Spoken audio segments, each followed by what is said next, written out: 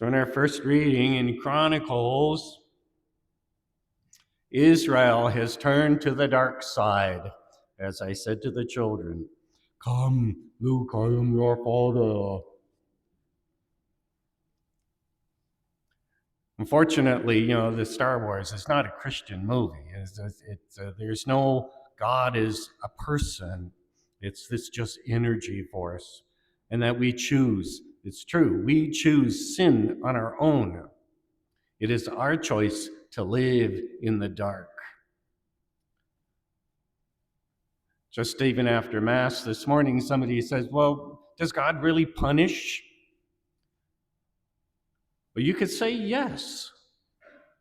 Because Jesus, if we choose sin, we choose to be separated from God, and God allows us to live in our sin.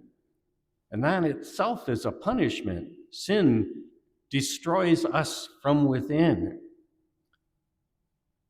But our God has always got his finger and his hand in the midst of it all. And even in the midst of the people in Babylon, they're taken to Babylon, captive, 70 years.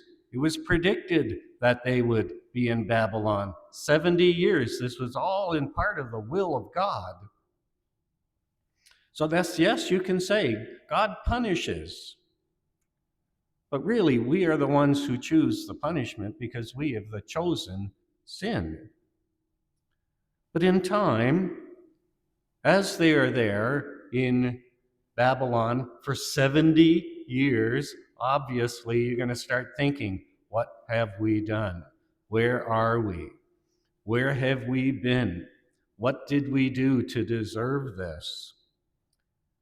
And so the Israelites reflected in their time in Babylon.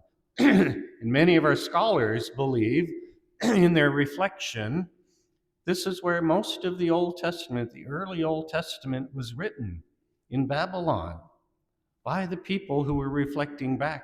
Who are we? Who is our God? Where did we come from? What is this whole mystery of God and his salvation? So the Israelites turn their hearts back to the Lord.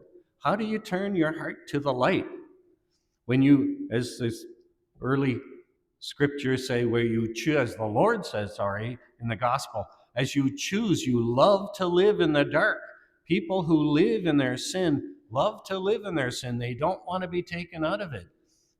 It is my pleasure. It's filled with pleasure, but it is certainly not filled with joy, the joy of the Lord.